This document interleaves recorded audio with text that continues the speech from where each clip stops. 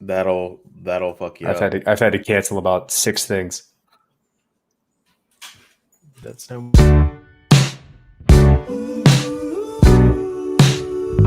It's a Bitcoin podcast.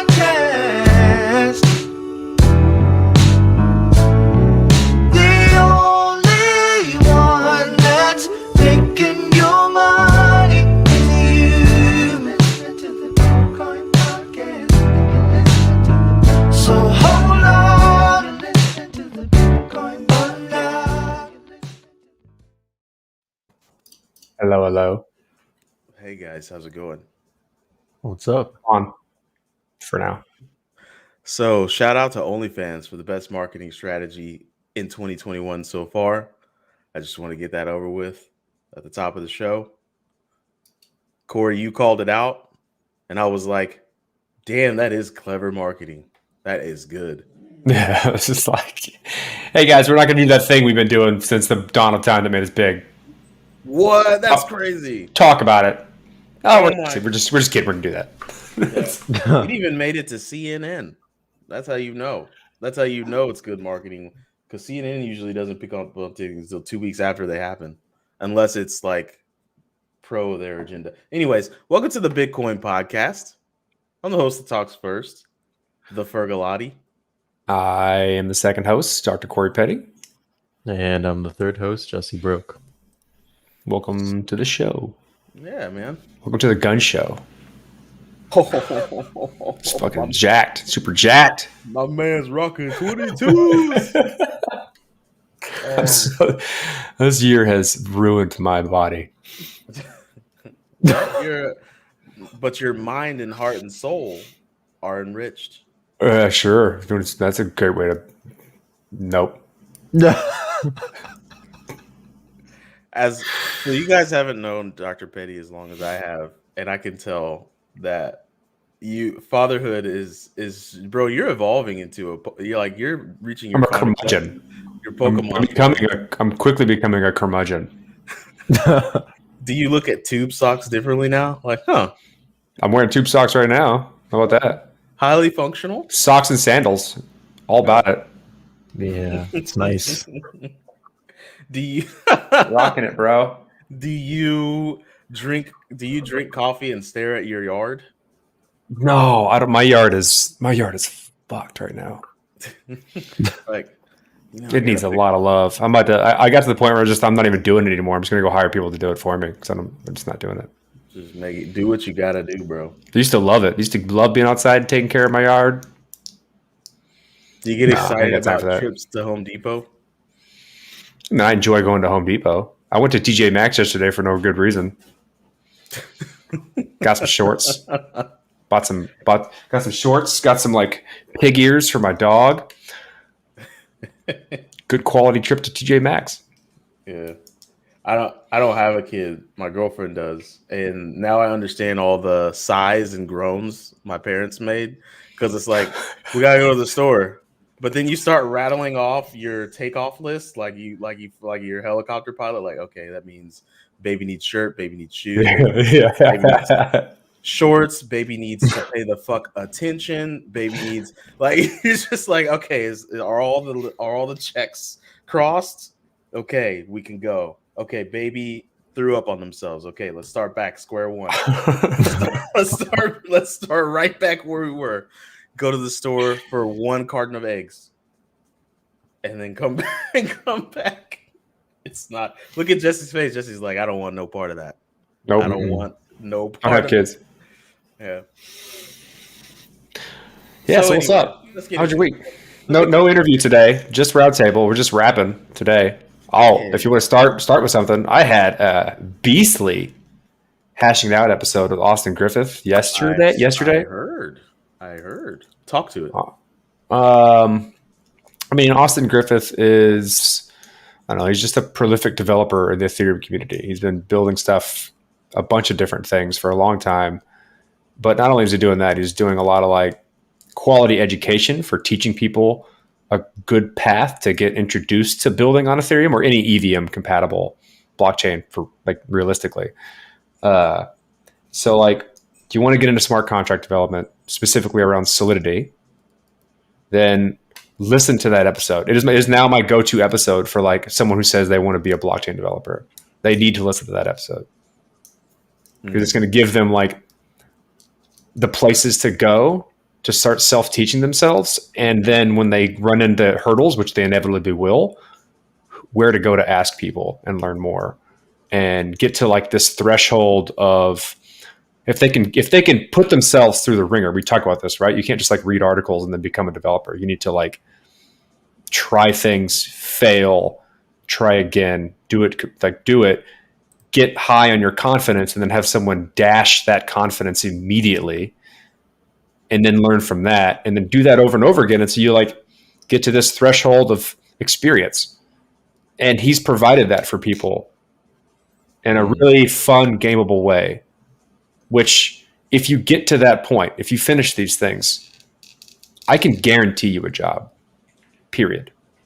And that's that, like that guarantee will last for the foreseeable future, in my opinion. See, it's always my confidence. That's how I know I'm still, when my confidence is dashed, I want to punch that person in the chin. And I've got to grow out of that. You know? Ego. Exactly. I've got a big ego. So like when people are like, see what you did there. that's what you did. Yeah, we've had some. I've been hating on Kanye in the Slack. Alicia tried to sneak a joke about my hate on Kanye into the intro. We dashed that. Sorry, Alicia. Yeah. We apologize. It was so I remember meeting Oscar Griffith. I just remember that's one hell of a smile that man has. It's infectious. His I don't understand how he's held on to that excitement for so long, but it's still infectious. Like I was feeding off it, and like the vibe of the show is so good, just probably because he's so damn happy about everything all the time. Yeah. It's good. Like it's amazing how much you can get done in this world just by smiling and being happy around people. Like you could tell someone like he genuinely enjoys this. You're gonna have to pick up that pile of garbage with your hands. I know it sucks. I know. And they'll be like, it does suck, but that guy, that vibe, I'm picking up this garbage with my hands. So he does a good job of like morale boosting in all of crypto in a very genuine and authentic way, because crypto needs a lot of it, because there's a lot of fucking yahoos in crypto, Corey.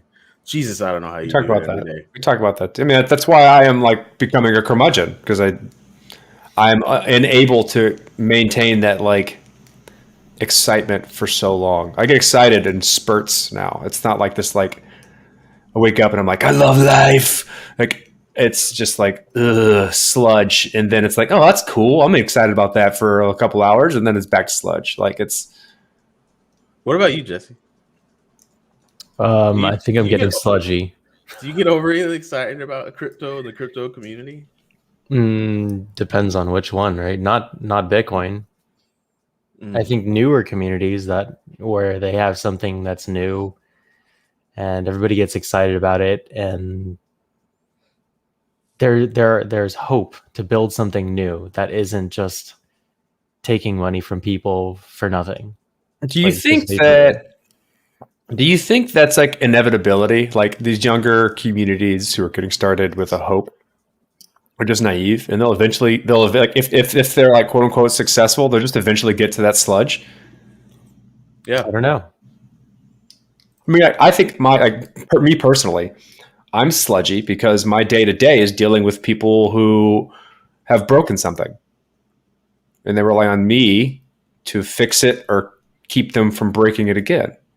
And I'm in a lot of communities of like just things going bad, or someone taking advantage of another person through security vulnerabilities and trying to help that person out.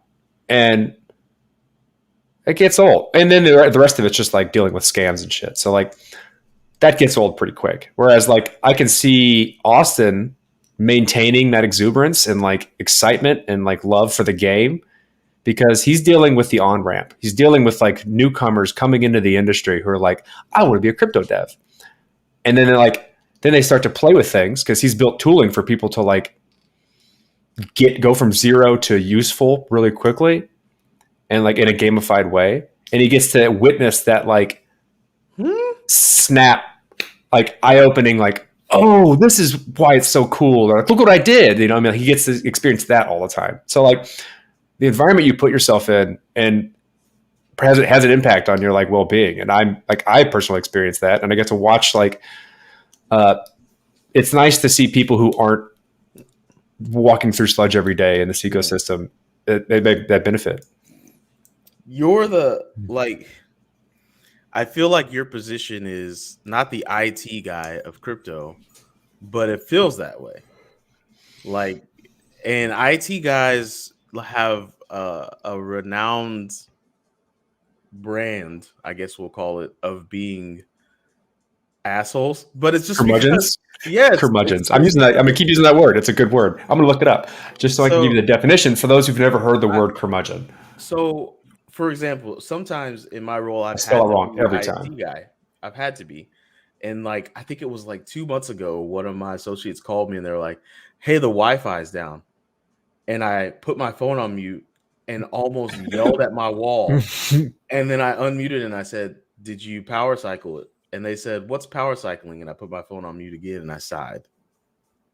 And I put off mute. See, I was you're like, nice because you put it on mute. I don't even do that. I'm just like so in the mic. Oh God. so then so what ended up happening is I had to drive 30 minutes across town. I was knee deep in what I like to do, which is business analytics. I had to drive 30 minutes across town, look at what happened, and we have construction going on. So they unplugged the coaxial cable from the modem and moved it 3 feet to the left.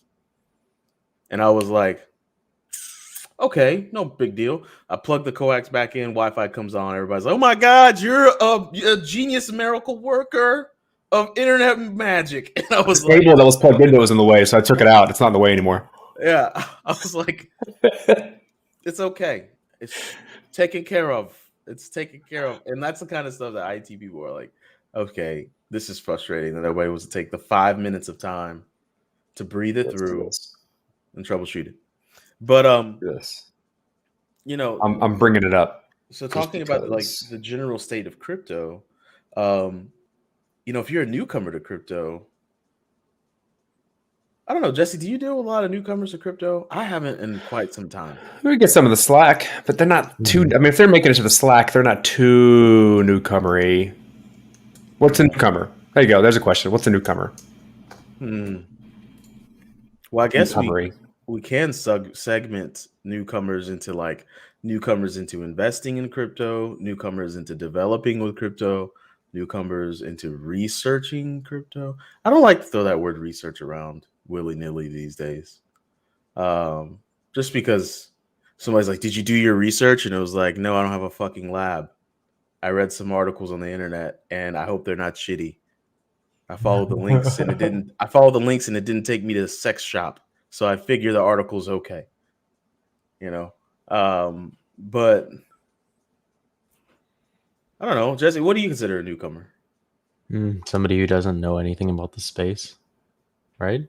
Period, I guess, right? But they see maybe it on CNN or some mainstream source and they're interested. Would you consider your mother a newcomer? Yeah. A potential newcomer? Is she into it? No. Potential newcomer. No. What about your sister? She dabbles in it, but she doesn't care. None of my family care about crypto at all. Does she still have that ETH? Are your parents hitting you up? Is your family hitting you up to like try to make money off crypto, or they just don't care at all? They have other ways of making money. They don't care at all. Yeah. Yeah. Interesting. Because my family and friends still like hit me up with like, hey, I want to put some money in it because I've seen how well you've done, and we think you're smart, so we trust your opinion. So like, why not? It's like their desire to like put some money in crypto is basically like a what's the word I'm looking for? Like a nod to the cap to me. It's like they're confident in my opinion, so they're like saying like, oh, you did this, well then we're investing in you. That's kind of like that's the way I see it. They don't really care. They just think that like they want to support the type of work that I do, and they see that as a way to do it. And in the end, it may end up like, okay, cool. I put some money into this thing I don't really give a shit about because my son does it or my brother does it or whatever. And maybe it'll turn into something. Either way, it's like support for him. That's the way I see it, at least. What's very funny is in the Black community, if you want to be patronizing, you say little in front of something. Right. So like, Yes. So my family's always like, you still doing your little Bitcoin thing? And I'm like, I don't even know how to answer that. It's very disrespectful. You say, yeah, I'm still doing it. Yeah. What's the problem? You should just say it. No, just say like, I'm doing my Bitcoin thing. But also in the Black community, you have to always show complete and utter respect to your elders, right? There's no having any sort of, brashness in your voice. There's no being tart. You just like, yeah, what? I'm still doing my little Bitcoin thing. It's is that just a family thing? No, that's a Black thing. No, that's at all cultures. What are you talking about? Asian culture? Not this Hispanic culture. Not a white culture. Caucasian gentleman to my no. I used to. You heard of the term Karen? Yeah, I call her Karen. I had a friend named. I don't think I could say his name, but it rhymes with. No, I'll just say his first name. It was Nick when I was growing up, and he was a dick. He stole one of my video games. Nick's a dick. To talk to his parents. Like we'd be in there playing Mega Man, and his mom would be like, "Hey, you guys hungry?" He's like, "We're not freaking hungry, Ma." And I would be like, "Bro, you can't just. That's not." What are you talking about? Yeah, I was talking about like you got the Caucasity of not respecting elders is the Caucasity of our city. But anyway, let's talk about some crypto. Oh yeah, by the way, curmudgeon, synonym miser, ill-tempered and usually old man. So even says this Merriam-Webster, a crusty, ill-tempered and usually old man. That's nasty.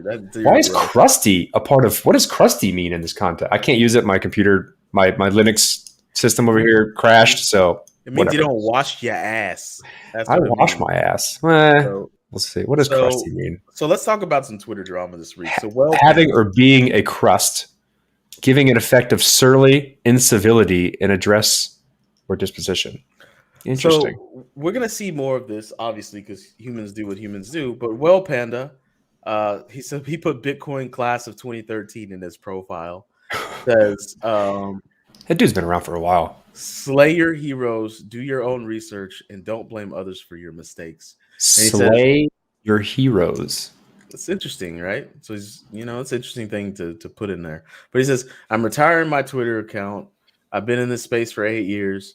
It's time for me to move on. I've always felt as a bit of an outsider, but within this community, I discovered there were way weirder motherfuckers out there than me, which is totally fine. Be weird, be different. So, he's a crypto Twitter influencer for all intents and purposes. And he's OG. He's been around. He's been around for as long as I can remember. Like I've seen his tweets. Yeah, and he's bowing out, and that's the way to do it. I think. Like eventually, you just got to be like, you know what? People change. People move on. What's wrong with that? I'm out. I think it's cool that we have like a quote unquote radio show, right? We get to see all this stuff. We have an audible history of crypto that runs deep. And like, how much do you listen to earlier shows? I do it a lot just to, God, we sound young and less encumbered. Less crusty. Yeah, we sound so hopeful.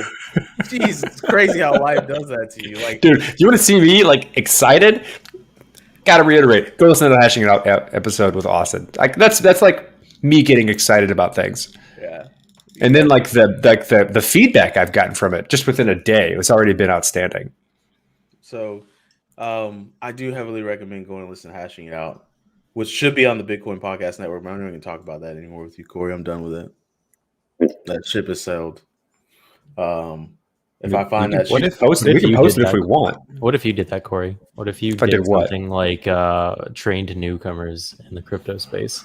So this is what I tell myself. I'd like to think this is that if I quit status, we get feedback from.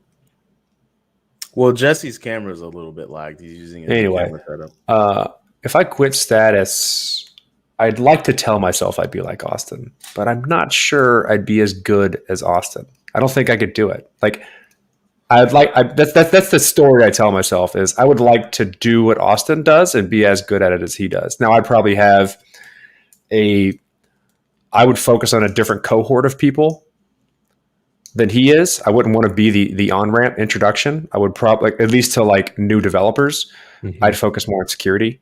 And like, Why so though? like, If it makes you happy to be so around in the people like show, Austin.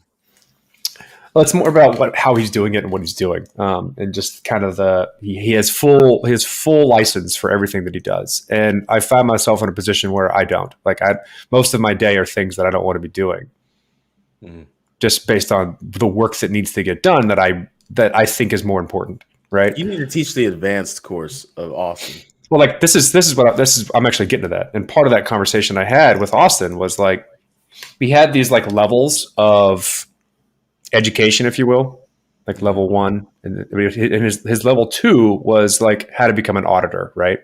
The type of skills you need to do and understand in order to like audit other people's code and help find security vulnerabilities. Well, like I think there's a go in between what he's doing, which is getting people. He says he gets them dangerously close to making a product, right?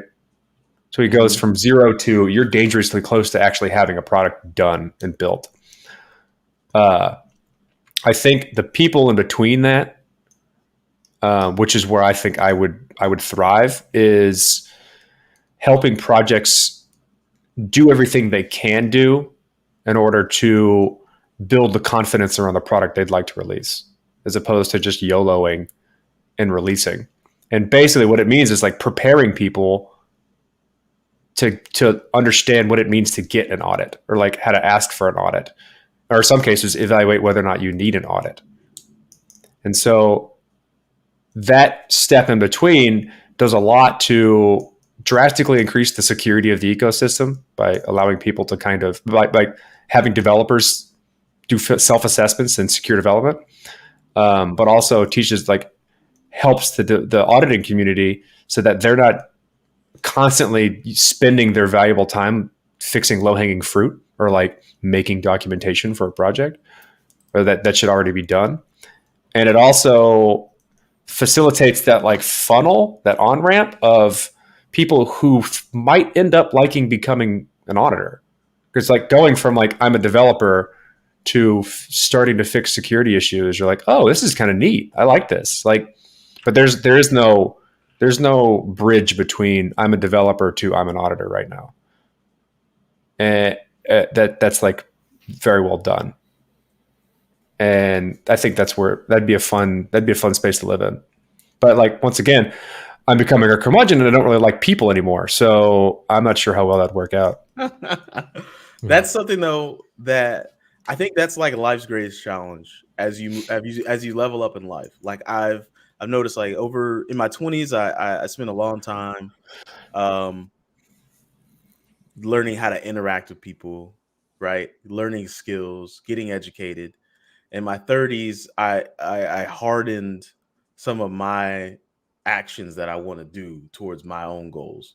But now that I'm learning, as I have to lead people on a daily, weekly, monthly basis, is not just learning how to interact with people, but like learning how to know people and genuinely care about. Like that's something you gotta like. It's tough because when you have like a mountain of responsibilities and you've got someone that needs you on your team, that's a tough thing, Corey. Like people will piss you off because it's like, I got all this shit to do over here and you're bugging me about like an email you can't respond to. But you unplug something from the router and you're telling me the router doesn't work? Yeah. So you gotta take like 1,000 steps back and like take a deep breath and say, all right, let me put myself in their shoes for a second and understand they're just trying to get their job done and they can't. The Wi-Fi's down. They've got customers in their face. They probably don't have time to figure it out. Like them calling me, if anything, is their trust in me to get something done well. Like it's like you've got to. Yeah, I get it, and I'm appreciative. Parenting. What'd I'm you say, appreciative of like being able to be in that position. He is, by the way. Like It's like you're being a parent is really what it seems like your role is, right? You're being a no, I parent mean to it's adults. you're an unautomatable decision machine. Like that's this weird thing about like this concept of success. Maybe it's an American thing, right? Is we strive like for this concept of success that means everyone depends on us or something, right? Yeah. Like the concept of management means that like people depend on you to do something and you understand things better than them, so you can facilitate them doing that work. And like this weird concept of what it means to become successful is to put yourself in a situation where all you do is just help people do other stuff and you don't really do anything anymore. And that's that. I think at least that's what I'm experiencing. That's management, yeah. And I don't like it. I really enjoy doing work. Like my whole life is this irony of like going from being a professional in a given field to being like leadership in that same field. I've spent my whole life being really good at doing deep work and not really listening to anyone. Sorry. Through like getting my PhD and so on and so forth. And then I now find myself in by becoming more successful, I've moved completely away from all of that into a position where I'm only dealing with people. I mean, you're defining success in terms of monetary Yeah, gain. it's definitely a definition of success, but it's also like this definition of like success in this context could also be acknowledgement or like social status of if like the concept of something, oh, that needs to be done, or like you need to understand something, we'll go ask Corey. That's also a definition of success, is becoming an expert in a given field. Yeah, but that's other people's, right? Because if you're not happy, then it doesn't matter, right? I agree. Like, Yeah. well, that's it. That depends on whether or not you think happiness is success. I do. Like maintaining a high level of happiness should mean you're successful, but we catch ourselves in these traps where we try to get to this thing where we make money and climb up a ladder or whatever. And you end up in a position where you're probably not very happy. I think this happens a lot. Wait, so we can turn this on crypto, right? This is like a macro level argument for all of crypto. Crypto started in an area where success was such an upper bound, you're free to do whatever you want. As crypto becomes more successful, it's dealing with more people and how people interact with it, how they use it, what it means when they're using it is gonna be the ultimate. They're gonna be the common denominators. It's the people, right? And so I feel like crypto does a really bad job of just turning pages in history not so far and looking how human behavior reacts. One of my favorite interviews was, oh man, if it's so good, I should remember her name. But she used to work for Consensus. She was like one of the first single digit employees at Consensus. And she was actually a psychologist that worked for Consensus. She wasn't a developer. She wasn't a programmer. And I was like, oh, that's probably gives you a huge advantage because you interviewed this person? Behavior. Yeah, it was back in 2018. She's blonde. She worked for Consensus. I'll look it up. Go ahead and look it up. It was a great interview, but she's a psychologist, right? She dropped psychology to work in crypto to work for Consensus. And I don't think enough of crypto looks at human behavior and like the emotions involved with how people are using this stuff, because all that's going to happen if we bring this long tail all the way out, right? If you're a mathematician, remember studying convergence for fucking 3 months and losing your mind. This converges to a system that probably behaves not so different than one of the systems we have on the planet right now. Right? There's going to be government entities that protect and secure miners. Why? Because those miners are going to have so much value flowing in and out of their ASICs that becomes a national security risk, right? We're talking about people's pension plans, retirement plans, whole businesses have what these miners are mining on their balance sheets. We're talking about retired people's annuities. We're talking about all these things relying upon miners making money and securing a network. You best believe I want some motherfucking M4s outside those damn mining locations, ready to snipe a motherfucker who tries to do anything to the power that's going to that mining facility. right? Like that's where the stuff goes. And I don't know why crypto people don't see that. They're like, oh no, it'd be totally decentralized and like utopia. They're like, no, that's not how that's gonna work ever on any planet. This one or Mars. It's just not gonna work that way. Sorry. So did you find it yet? Yeah, Alicia found it too. Carolyn Reckow, episode 196. That is her, Carolyn Rakow.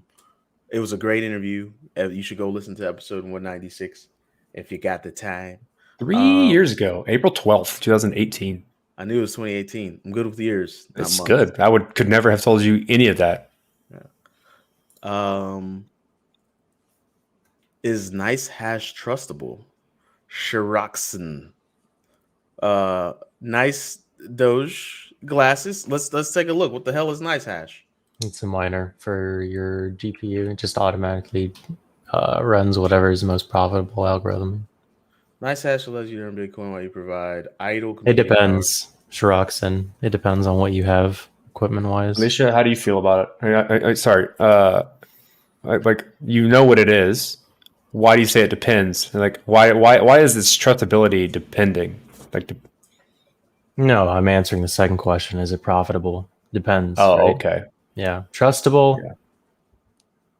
I don't see the code.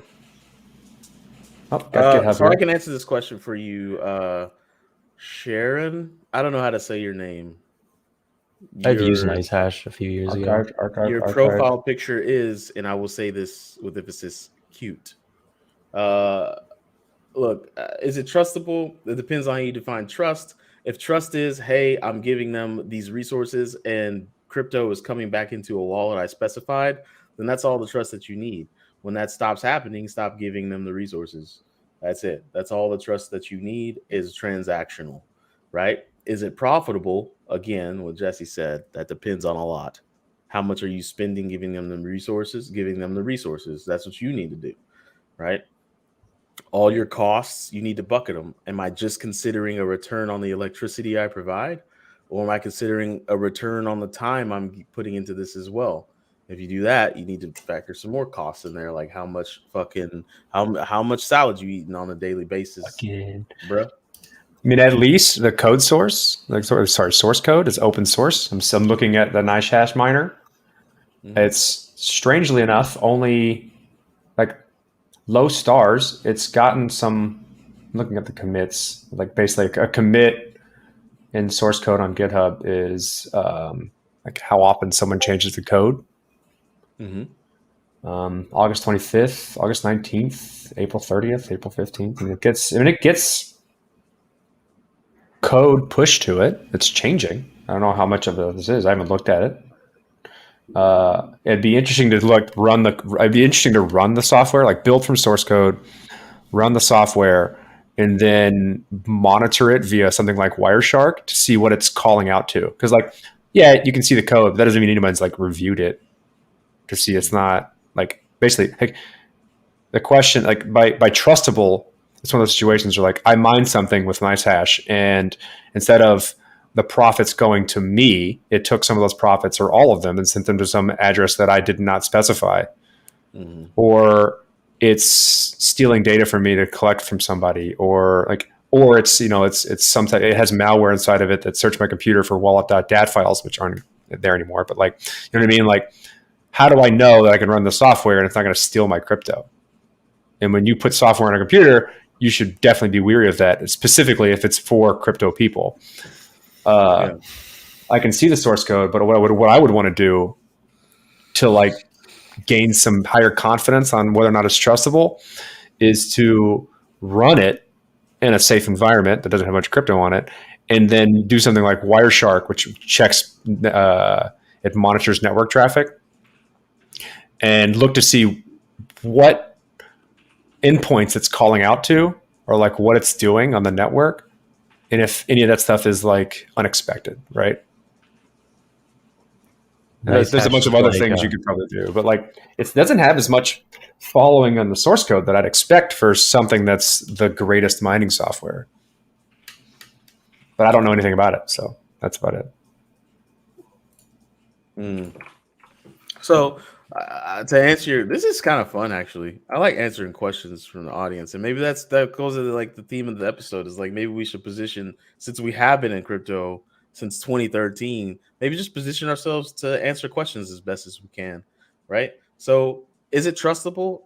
Sharon, I'd like to say you needed to make it a transaction that makes sense for you, right? For example, I'm in construction. Sometimes I subcontract people. My trust is very transactional. Hey, you do this list of work, you get this pile of money. If you don't do this list of work, how I've defined it, you're not getting the pile of money. I can't trust you to get the job done, right? It's very transactional. For you, I think an important thing to add on to that, I think that's a good way to put it, is also like it's time based. It's dynamic. Like this is something that people should understand, that like it's trustable for how much, for how long. Like say for instance, like if you just get started, you get an extra computer with a nice video card in it. Sure, give it a shot. What's the worst that happens? You lose a little bit of money. If you're using it to like run an entire like $1 million capital intensive mining operation, you probably want to put a little more investigation into it, because the idea of trust is very different there. What are people saying about it? Like do some Google searches and seeing if you can see people complain about it. I mean, the fact that their source code is open and you can look at it and other people can look at it, if you're not capable of evaluating security there, at least you know other people are capable of it. You can go see if someone's bitching. This is a very interesting conversation, right? When we got into crypto, trustlessness was like the tagline. Now that's if anyone uses that as a tagline these days, I will laugh in your fucking face.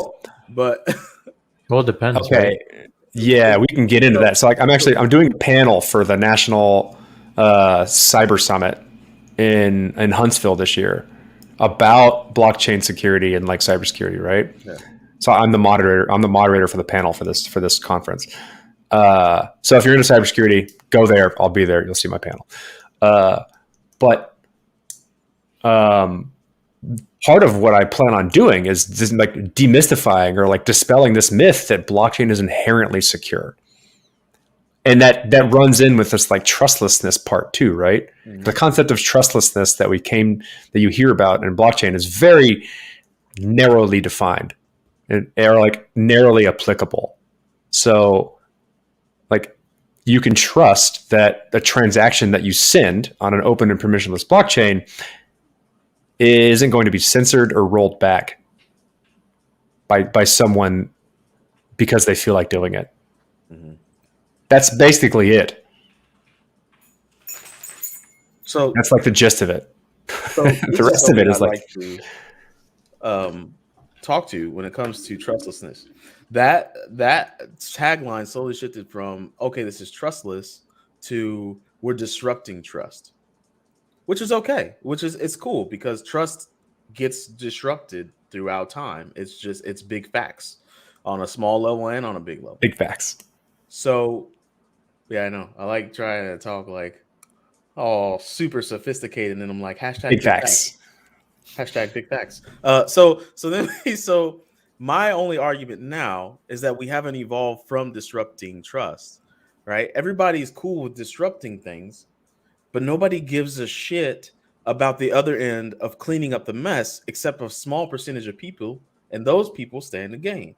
For example, the internet disrupted so many things, but then the only people concentrated on cleaning up the mess were Google, Facebook, Amazon, like these big companies. They've cleaned up the mess as best as they can. I know, Corey, you've seen the back end of the internet, and it is nothing to be happy about. But they're quote unquote tubes cleaning up the mess. So as we disrupt trust, right? What are the parameters now involved with composing this new trust? Is it time, amount? Is it like, what are these parameters? How do we define trust in a crypto-centric world? What are the parameters of trust? Right? I think that's a very interesting thing to examine. And we're not going to do it on this show. We'd be here forever. But, maybe you guys can talk about it in the Slack. Ooh. There it is. Maybe you guys can talk about it in the Slack. Keep it hot. If you go to the bitcoinpodcast.com and you click on the Slack button, you can join the Slack and talk. We've had some new people come in who are like contributing. It's nice. Yeah. How do we define trust? I don't know how we do this, but I can confident we're getting like 3,000 unique listeners a week on a constant rotation. This shit's pretty dope. So if you're new and you're listening, come into the Slack, hang out with us. Like these kinds of conversations at depth and breadth happen on a daily basis. Maybe it's not with us, but it's happening with someone in the Slack, right?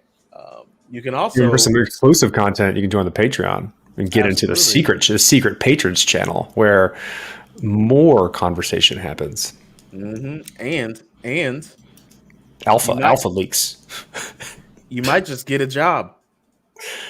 Oh yeah, that's not a Patreon thing. That's just like join the Slack, go to the jobs channel. Are you working in a job that sucks balls? Does your job suck and ergo your life? Do you want to change that because your life is sucking? Join the TBP Slack. Get a better job. I still love that chick just touching the thing. It's my favorite B-roll I think I've ever seen. Who we should make more. You need to make more of those, and like you need to do more voiceovers so Alicia can make more of those. This is weird, but I actually really enjoy making commercials. Like I think about commercial ideas all the time. We should make that a stipulation of any sponsor we have is that you have to make one of the commercials. Like I just think about it all the time. Y'all think Donda is gonna drop this weekend? And which crypto do you think is Kanye's favorite? Oh, that's because we titled the show. What is Donda? Donda is Kanye's new album. So, hey, what's that weird thing he built? That's he released some Q built a Donda based NFT. It's got. I'm not talking about that. I'm talking about something Kanye tried to release. People were all butthurt about. I'm gonna talk about that though because that's on the show NFT QT, which is on our network that you can listen to. Do that every week. All right. And so Q Harrison, who runs NFT QT, which is a phenomenal show that focuses only on NFTs because the roof on that there's no glass ceiling on the value of NFTs. Space is strange and it keeps on going. It's just going and going. So he released a Donda-based NFT. And you know what, Alicia, if you could find that, could you put that in here for Ripple Degen? He might like it. Now, do I think Donda's going to drop this weekend? Honestly, Ripple Degen, I don't care. Kanye, when Kanye got in front of the world stage and said slavery was a choice, I stopped listening to that man. That's my personal. I haven't heard any of his music. Don't know a thing that he does anymore. He's stopped existing. Now, I don't know. Kanye probably doesn't give a shit about a crypto until he makes it himself. So he's probably sitting on a big old pile of ETH until he can make some NFTs and then say that he changed the game of crypto. But that's my viewpoints on it, Mr. Degen. And such a weird Degen. Ripple degenerate? There's a huge Ripple army. Yeah, there's still. I don't know where are they? What social communities are they in? Because I don't see them much, except for on Twitter when someone says something bad about the Ripple. Well, they're watching Ellen and they're listening to Snoop Dogg. Watching Ellen. So, let's talk about a new topic. We're gonna switch it up. ETH is getting mighty deflationary. Is it? It's what all these charts and shit I keep seeing are. And then Evan Evanescence. I follow Evan Evanescence because he just is he's turned Bitcoin so maxi into now he's an ETH maxi. He loves it. He does it. He specifically does it to piss other maximalists off. I talked to him about it once. I don't want to talk about Ether. I want to talk about Algorand. Yeah, why? I want Jessie to take. I talk too damn much. We know. I want Jessie to take. I want Jessie to take the mic, bro. I talk way too much. I talk much more than I ever should. No, it's good. It drives the conversation. It's cool, bro. That warms my nuts. But I want you to talk. There's Your no, I don't know. There's nothing really to say, right? It's like All until cool things are built. I like talking about cool things, and right right. now, Yeah. I don't know. Yeah, So hashtag not investment, but that's the NFT. So everyone watching and listening, well, there's 4 people currently watching. There's going to be some hundreds that watch after we post it on YouTube. is that a That is the Donda NFT. That Q hair. It's sorry. Let me get this right so we don't get fucking sued. This is a Donya inspired NFT built with the Kanye-esque vibe. I believe that is the description that we put. That's a nice NFT. It's 3D and there's unlockable content that goes with it. So Alicia, if you could post the link to that on OpenSea, so my man Ripple Degen or my lady or madam Ripple Degen might want to take a look at it. So So what is that? Actually, it looks like a tiny penis. interesting. Is that what it's supposed to be? Interesting. The chode. Right? So it is. It's not that. Okay. It's not Kanye, it's that. a Kanye chode. No big deal. It's a stat. It's a bust. It's a statue of a bust of a woman or a very feminine man. Oh, there's a And- face there. Yeah, there's a face. Oh, in it's there, too like- small for me to Click, see the face. click on the link and you'll see it. It's Right. got unlockable content as Oh, well. whoops. Whoops. How do you see it? I can't find the You link. gotta copy that link and then paste it in your browser and then go to it. The problem is when I try and grab the text from it's fine. I'll figure it out. It's just What not a working. pain. Interesting. Listen to me, Galactic Brain. You've got this. Yeah, I already did it. It's just what a pain. Intergalactic brain. All right. So, Corey, back to the task at hand here, because we can't talk about algo, which Jessie loves, by the way. Hashtag not investment advice. Algorand is pretty dope. Not gonna lie. I get sometimes I get excited about some networks. One I can tell you I'm not excited about is Solana, but apparently it's good because the price is going up. And in crypto, price goes up, good technology. That's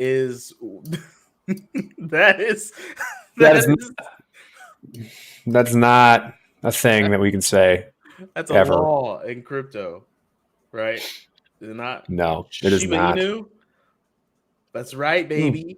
When Doge goes to $1, someone was saying Joe was saying in the Slack that the more he looks at Solana, the more he thinks it's going to be useful for a very specific case, the one that it was built for, which I think he said, what did he call it? Let's look it up. Just trading. Just trading. Like he said, it's very high transactions, so it can support the volume. He had something specific about it that I want to look. I want to see what he wrote, because I didn't know what it meant. So, and I got to figure out which channel it was. Probably Price Talk. Seems like a Price Talk type of thing. I'd say. So There it is. Here it is. I'll read it. Read it out loud. The more I look at Solana, this is not me saying this is Joe. I'm not saying this shit. The more I look at Solana, the more I see it's actually better than every chain at one specific use case. That is what it was designed for, which is trading. It's the only chain designed to run a CLOB, C-L-O-B, fast. I don't know what that is, what a CLOB is. If it just solves that market, the tradition notional value probably of derivatives up to 1 quadrillion, while Bitcoin's traditional market gold is up 11 trillion. You're looking at 2 orders of magnitude difference in market sizes. And then people went on to have an argument about this. So that seems to be what some people in the Slack feel about Solana. I don't know anything about it. I don't know anything about it. CLOB is character large object. It's it says 2.1 billion characters long. So I think that's what he was talking about. That's not what he's talking about. It has to Ask be. him. It's It a has to be. Slack. Just ask him what's CLOB. Has to be. Finance club has to be. I didn't say club. I want CLOB. Central limit order book. That is not. I was wrong. You were very wrong. I was It had really nothing to do wrong. with He was talking about Okay. trading, Right. but one thing, I'm glad you put that picture up there, Alicia, because Joe's a whale. You ain't sneaky Joe. Everybody knows it. I Everybody don't know. knows I don't think he is. I don't think he is. If he is, he's like a beluga whale. He's tiny He ain't no whale. whale. Yeah, tiny whale. He ain't no whale. He's a quality developer. Oh yeah, because that's what started our not argument. Well, we didn't have an argument. We just have debates, Corey, about like I think the best kept secret in crypto is that crypto is just swapping spit, like Jessie said, at infinitum. I think a lot of people got super duper Bitcoin rich all the way back in 2012 when the price shot up from like $30 to $1,000, and those people are just recycling their wealth over and over and over and over again in every cycle, to the point now where we have a JPEG of a brown rock selling for $1.3 million because obviously someone is trying to launder money. Like, come on. Like, that's just come on. Like, nobody, that doesn't make any sense, bro. If it doesn't make sense, somebody's making dollars. That's what my dad always used to tell me, right? Somebody just laundered $1.3 million worth of shit. Brown That's- Rock Looks- NFT. Huh? Oh, there's a lot of them. Just follow like Twitter is just like they just every time these things sell, like I got a picture of a rock that sold for millions. I don't get Bro, when I was 8 years old, I accidentally made better art than that on my Mac at school during computer class. That must mean my hashing it out rocks NFT that I created yesterday on the show in like 3 seconds is got to be worth like At least $500,000. 10K. Okay, we're way off on what we think. But yeah, sure. These rocks are so bad. They're selling bro. for like millions. What Come the on, fuck? audience. Let's just be for real. These NFTs are money laundering. Oh, it's money laundering. I don't see any other thing else going on. It's the perfect money laundering because the person selling a rock it Or- doesn't have to yeah, know but what's going Yeah, on. but, like, they're turning them around. People are buying. I don't know. I haven't they're looked at it. turning I don't because- want to look at it. They're turning because it's like a well-crafted money laundering scheme. We're like, oh, we're just gonna sell this here, resell it here, and then there we go. Right? So if I make an NFT platform, right? I'll say I make an NFT collection, and those for some reason get used for money laundering by some people trying to throw money around and people lose track of it. I don't know. I don't know how any works. But like, does that mean that? And I for some reason make a bunch of money from creating these things, and other people use them for a purpose that I don't like, or don't care about, or don't know about. Yeah. Am I aiding and abetting money laundering? Yes. Should there be protections to some degree? Why? Yeah. But if I don't know about this and someone else uses it, This is a good question. No, I think if there's enough distance between you, if there's enough distance, then I would say that it should lessen to some degree your responsibility for what happens with your artwork, right? Depends on how many orders of separation there are. If you're running an NFT made some platform, art, put it on a blockchain, and then someone took it and ran with it, and I made some money off of it, but I don't know what they're doing with it. It's not your fault. I feel like if it was like a few people down the road from you, like 5 people that have traded. What if it's the like, first people? Like NFTs reduce the number of middlemen in some cases. Like can. hold up. So, are y'all? I want to read these questions real quick. Are Let y'all me- participating with the lobbying firms in Capitol Hill? House representatives this week blocked attempts to scale back the digital currency tax. Many on the ground fighting the good fight. Well, I'm personally, no. I don't think any of us here are participating in those conversations. I know people who are, and I support them. And here's another thing. I've talked about centralization in the past. I fully trust Coin Center, which I do believe is the nonprofit group that specifically targets lobbyists, educates lobbyists, so they can then educate regulators. I think they do a great job. I met a couple of them in Mexico. Had a Coin Center folks are legit, and they're probably the only cohort in America that I trust in terms of following this stuff. Fully trust them. I know that's bad. It's crypto bad. I mean, not to trust anybody. Like, so if you want to support that type of thing, Yeah. you should support Coin Center because they're the ones that are organizing, rallying, and trying to like they're the ones probably making the most positive difference, in my opinion. Yep. And educating others about it. And they're gonna do an airdrop, bro. So get in there with MetaMask. No, This guy. it's not gonna happen. I don't think it's gonna happen.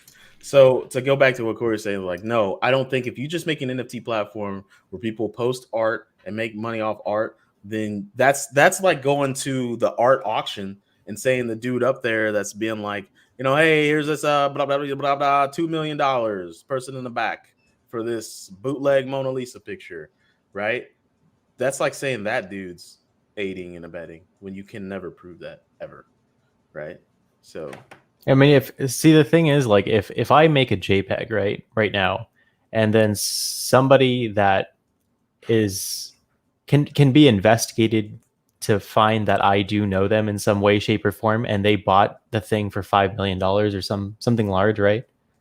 Mm-hmm. That's there's got to be something behind that, right? I agree. It's not just right. I mean, that's that type of like causal link of artificially inflating. Because like I expect this happened with what was that fight that happened? It was like a boxing match, and they had a bunch of like old school rappers, including Snoop and Dre, and it was like half entertainment, half boxing. It was very strange, but at the end of it, like the impetus of it was the final fight, or at least like the 20, 30 seconds of the knockout or something like that was an NFT that was for sale. It was being auctioned during the whole thing. And it started out at like $1 million and then or more or whatever. And I have zero confidence that wasn't artificially bid up by someone internal to the organization. Like it was 100% like, oh, how much do you want this thing to sell for? $1 million. All right. Who puts that first bid in for $1 million as the like starting point? And in the end, then in the interest of like here's the money for that, put up the bid, no one can know it's you, and hope that someone else tries to outbid you. If not, then whatever, right? Logan Paul versus Mayweather. No, it's one before that, Alicia. Or like maybe they did that too, but like, come on. Yeah.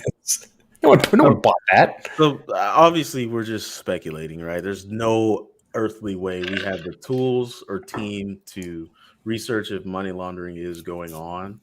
I could do it. I'm just not doing it. Right. I could most certainly. Can we throw up that brown rock? Can we throw up that brown rock so the audience can come to their own conclusion on what the fuck's going on in the NFT market? You can go to Twitter and just look up Rock NFT. Here, I'll put one up real quick. Let's see. And maybe some of the squiggles that have sold for hundreds of thousands of dollars, which is literally someone clicking the big paint stroke button and choosing the rainbow marker and then making a squiggle. That's what I did for HIO rocks. I mean, it was like, if you tell me, this is actually a really cool thing for playing around with this stuff. It's called Nifty Inc. This is something that Nifty NIFTY. That's the one. .inc is an app that lets you basically create. And let's do it on the show right now. Here. Wait a second. Whoa, wait, what? Pause. Wait. If we screenshot this with that $1.3 million rock up there, we should be able to sell that screenshot for at least $25K. Reaction videos are like super hot right now. Huh? What'd you say, Jess? I thought you were going to say $25. Yeah. Let's screenshot this, turn it into an NFT, put it on OpenSea, try to sell that puppy for $50K. Alicia, you can have 25 of that $50K. Live. Happened. On air. Live. Happened. And here, let's do this. I'm gonna make an NFT right now. I'm making an NFT. Unlockable content. Make the audio unlockable content. Boom, we got ourselves a $50K rock. Share screen. Alicia, you get $25K. Boom. Done. Set it. All contract right, is this audio. We're doing this. We're about to make it. I do not agree. Live. I do not agree with that. What do you mean you don't agree?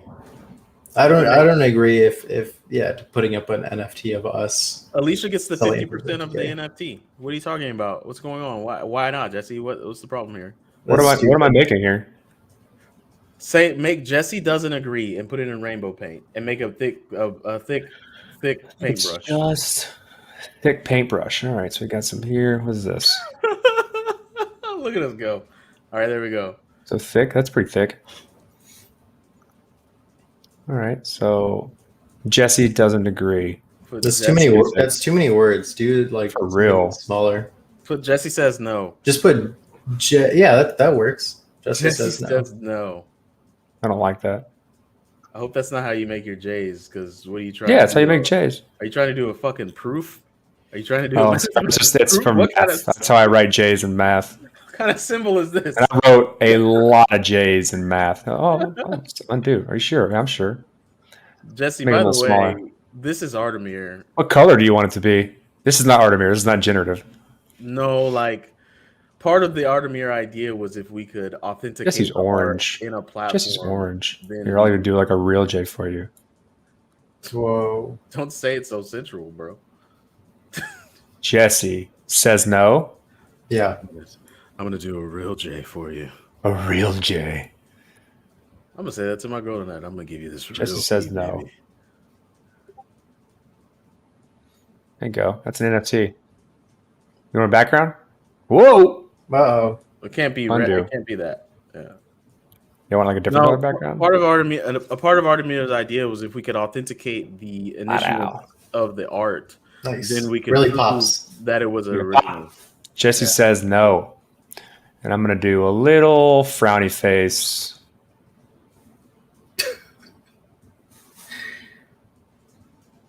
Can you put like a little sunshine in the bottom left? Sunshine? Yeah. I like here? Like a sun? I love Yeah. how you docked Like, it put up here- an Put eye. put the sun in like clouds on the bottom of the screen. Yeah. All right, let's do a little sun action. Yeah. Colored in. I like your abstract technique. That's what's gonna make this NFT fly. What's my abstract technique? It's just the way that you're stroking. Oh, I like that sun. I do good suns, bro. Maybe we should just do this and see if it catches. This is now our new thing. Yeah.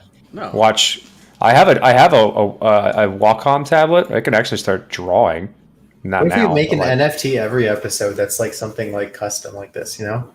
I'm into it. Whatever. Yeah. And then you want some clouds? Want some cloud cover? Yeah, yeah. Put it on the Little- bottom. little- And then little put grass blue? on the White? top. What Yeah, about white? that works. Do you do white? How do you do white? all right. Ain't no white in We here. gotta wrap this up soon because it is Monday. It is the morning on a Friday. Those are some beautiful clouds. You know, do my thing.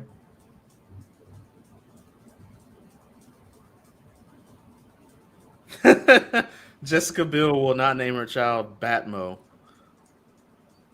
Jesse says no. I like Ink it. that. What do you want to name it? Jesse says no. Yeah. Limit? Is this 101? Yeah, one of one. Singleton. Ink. Nifty.ink. This is something we played with that Austin made like one of his first things.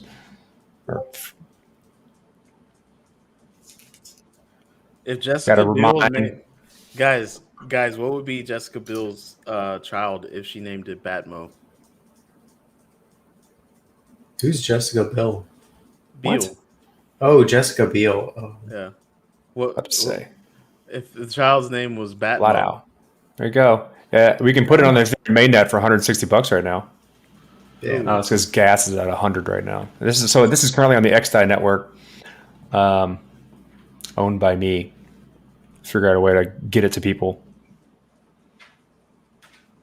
100. I'll just make an XDAI account. And I just start sending these things. Can't you just pay a minimal gas fee and just let it ride? For what? It's on XDAI, so it's on a sidechain. Yeah, but it said to get it on the mainnet of Ether is $100. Just don't pay $100. Pay like $1 and wait. Yeah, so it won't go. Okay. Want to just sit there forever in the mempool until it goes? No. Pay like $15. Transactions get dropped after a certain amount of time. Oh, damn.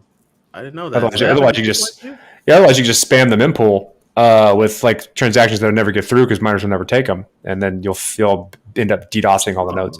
Wow, you learned something new even at this age. So what about in Bitcoin? Yeah, same thing.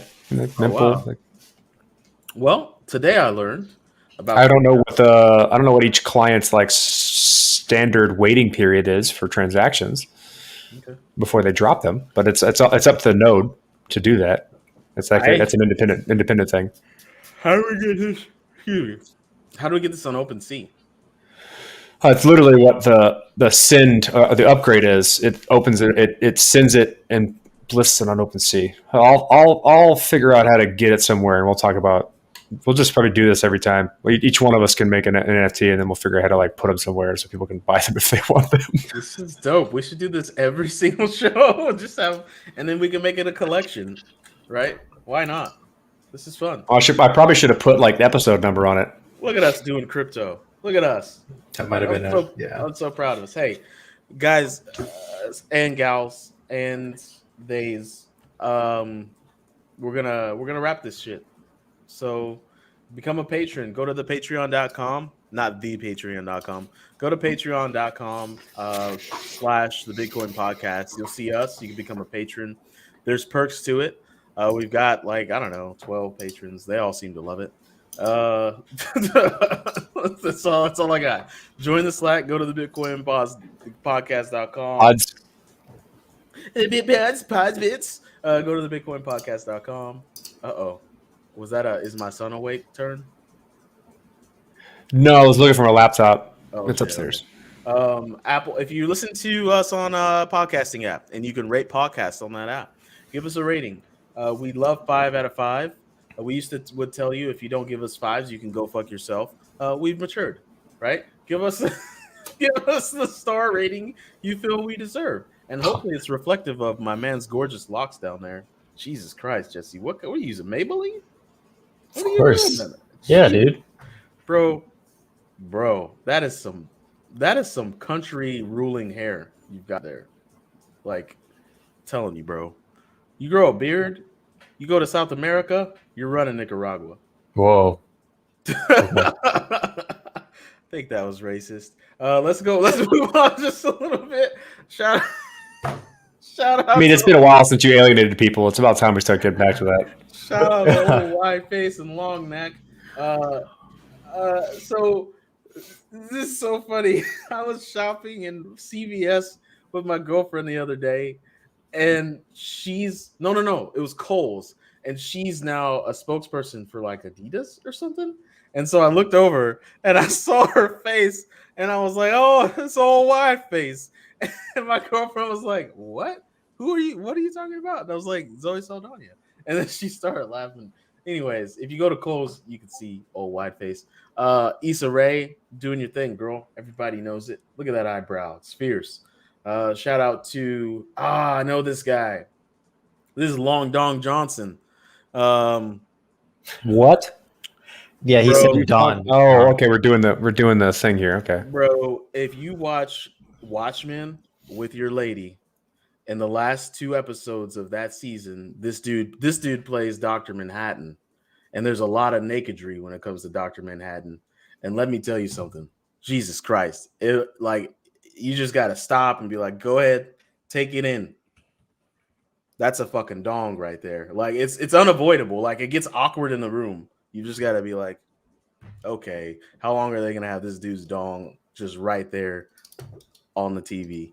Anyways, I don't know his real name. Shout out to Tina Turner's daughter. Who is that? The original Candyman. that is Candyman. This that's also I think that's when he was in Final Destination, actually, but that is Candyman. Shout out to Candyman as a franchise, because the new one is launching on the low like this weekend. And I love they did no advertising, no trailers. They were like, hey, here's a new Candyman. Remember when you enjoyed the first one? Go take a look at this one. You might like it too. So there's a new Candyman out. Oh, and Long Dong Johnson plays the new Candyman. I did see that. That's right. There we go. It's all coming together now. Alicia, thank you for this puzzle. So Long Dong Johnson plays the new Candyman. If you haven't seen the original Candyman, it's a cult classic. It's a terrible movie, but it is good if you like scary movies. Who's next? Come on, keep it coming. All right, and there it is, Daniel with the Lawnmower 4.0. We were sponsored by them. I don't know if we still are. Get yourself a nut trimmer. All right. Here's the NFT I just made. Oh, it's live. Listen in the comments. And you just go to the Nifty.Inc. and just look at it. You can't do anything with it yet. I have to do that because I have the keys. All right, Alicia. I hope you We can screen cap see- that, make it an NFT, put it on OpenSea. We're gonna try to get QT to sell it. We'll give him a cut. We'll give you a cut. We'll give the podcast network a cut for what may or may be a DAO in the future. Look at me dropping these nuggets. Hopefully, we get around to, that's it. Jesse, you got anything